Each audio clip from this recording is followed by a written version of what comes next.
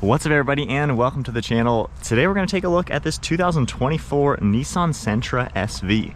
This one's finished off in Scarlet Ember tint coat. MSRP is about $26,000 and it does have the premium package. So let's go ahead, pop the hood and see what is powering this affordable economy car. So we can just grab the latch, pull open the hood. So underneath the hood, this is going to have a naturally aspirated 2-liter inline 4-cylinder engine with 149 horsepower with 146 pound-feet of torque.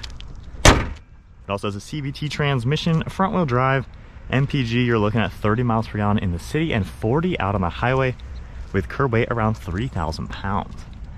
Taking a look at the styling, got a nice set of dark headlights with some chrome trim. I like how the chrome trim kind of fades into this chrome trim piece on the front. You're gonna see some gloss black for the grille, your Nissan logo right in the front, forward-facing camera above that, and then a trim piece on the far side with gray trim in the lower portion of the front bumper. So for being an affordable car, it's pretty nice looking. Got some sharp lines. The hood has some lines fading towards the windshield just to add to the styling. And then with the premium package, you get these 17-inch wheels. Finished in a two-tone color, multi-spoke. Nice sharp trim around here, and then a sharp body line up in front that fades away and then picks back up towards the rear. Got some sharp lines down below.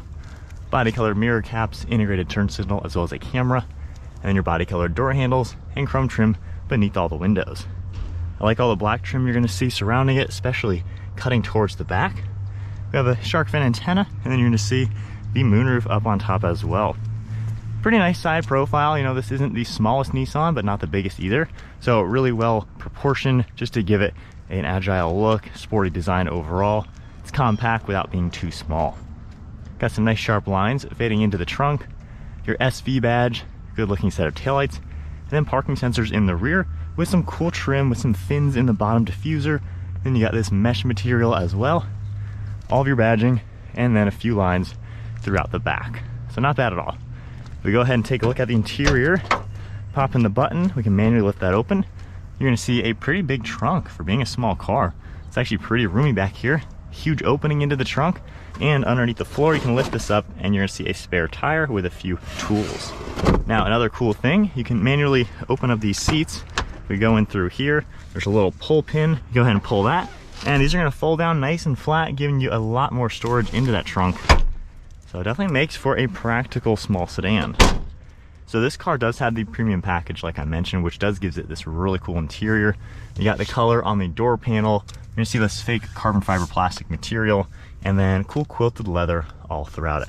This can seat 3 people, and then you can also grab this and you have a nice armrest with cup holders. Only amenity is a USB port and a little bit of storage. And then let's hop inside at 5'11". And with the driver's seat at my height, I still have some knee room and foot room. You do sit a little higher than the people in front of you. Lots of visibility with huge windows. And the seats are at a good recline. They have decent padding back here. So really not a bad back seat for a small car. Let's move on to the front seat now. You have the button on the side where you can lock and unlock it. And then an 8-speaker Bose audio system. You have all your typical controls right here. Release handle, some padding for your armrest and the grab handle. And then this does have power controls for the seat. We have some contrast with the black and the beige color, and then more of this really cool quilted leather with all the stitching. Nice interior. You wouldn't expect this in a Sentra. So pretty cool to see a sporty interior. And then let's fire it up with the push button ignition. Got a nice flat bottom design on the steering wheel with leather wrapping it. 3-spoke with a cool silver trim piece.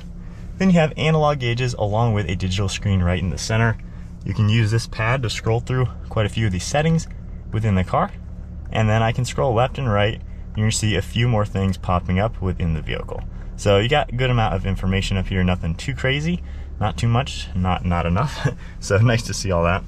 You have some Bluetooth and audio controls, cruise control on the right with the forward pacing, and then the stalk on the right for windshield wipers, turn signal and headlights on the left. We have an eco drive mode as well. You can toggle that on and off. And then we have interior dimming, trunk release, one of your air vents, some more of this plastic carbon material. And I like all the contrast throughout this dashboard. And got some stitching design to it as well. Then all of your radio controls come up. We have a menu button down below. And this is basically what you would expect on any Nissan. Touchscreen, super simple. You got kind of what you need. And then if I go ahead, put it into reverse, you're gonna see a backup camera with a top-down view. So a great feature to see, and then going back into park. We have 3 air vents right in the center with your hazard control, heated seats and steering wheel, dual zone temperature control, all the controls down below, and then quite a few USB ports with the auto start stop. We have some storage along with 2 cup holders, extra storage right here, some nice silver trim, and I like how this color makes its way all the way to the armrests. We have a good amount of space in here as well, and then a nice sized glove box. One last look at the interior. Pretty sporty in here, really cool for sure for being an affordable car. You can see your manual sunshade up above, and then those controls, dome lights, sunglass holder, and a nice thin mirror. With all that said, let's take this for a spin. So we are setting off now in the Nissan Sentra. And up to 50. So for being an inexpensive economy car, you know, it's not too bad. It's peppy enough to get you up to speed. Obviously, it's not fast. It doesn't sound amazing or anything, but it's adequate. It gets the job done. Gets good efficiency as well. Overall, normal driving, you have a really good visibility, you know, good windshield, mirrors all do a great job. Looking over your right and left shoulder, really no blind spots at all. Only complaint with visibility when you're looking through your rear view, I feel like the deck behind the rear seats is actually a little high, and the bump where the third brake light is kind of high. So when you are looking in this, you're really only seeing the top of the roof of cars. You can't really see right behind you unless they're very far away. Like right now, I can't see the road behind me. So I wish the deck was lowered where you could actually see the car behind you. That's my one complaint. Overall comfort, I will say these seats are really hard. Like, they look cool, I like the material, it's a cool looking interior, but there's really not all too much padding in the seat. And with the power adjustments, the seat only goes up and down. It doesn't recline or incline for the base. So I can't get the front of my legs up at all. This base is just very flat. It's an economy car, it's a cheap car, so at the end of the day, obviously, you can't be too picky, I guess. However, it's just a very flat, hard seat, not exactly all too comfortable. It's decently fine for overall leg room. You know, at 5'11", I'm fitting here nicely. My arms have a good place to go. I'm not too much on the floor. I know when we had a Nissan Versa for a week, I was way too cramped. My knees genuinely hurt after driving it because they were just too cramped. I was too much sitting on the floor. So this is much better. If you're a little taller and you're maybe looking at a Versa, you want a Sentra because this is gonna be much better for your legs. I could not do the Versa. This is fine, you know, I can sit here, no big deal. It's pretty normal. Just, I wouldn't mind a little more padding and having the seat be at a different angle. Other than that though, pretty nice interior. Like I said, it looks cool. Everything you touch and feel is what you would expect. I mean, it's a cheap car and yet it feels nice and normal. So nice to see that. And then overall build quality when you're driving in it, it's pretty comfortable and quiet. We're only going 40 something miles an hour. It's quiet, you don't really hear much wind noise or road noise or anything like that. So it's decently refined for being an inexpensive car. And it just kind of feels like a good generic commuter car, but has a nice interior to where it's kind of nice to be in. Steering has a good weight to it as well. It doesn't feel artificial. You know, the response to everything in this car, it just feels like a nice normal car. And now as we hit these big train track bumps, you can tell it's a pretty solid car. You know, the build quality is pretty good. Nissans are pretty reliable cars overall, and I think they're built pretty well. They're definitely affordable cars versus some other Japanese brands.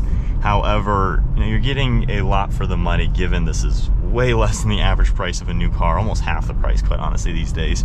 But very affordable car that looks nice on the outside, cool looking interior, good modern technology, and overall good build quality. So it seems like a pretty good inexpensive economy car to pick up that you can just rack up some miles. It's got a good amount of space in it to where you can just use it for your normal day-to-day stuff, and really can't complain for just a nice, normal, affordable car.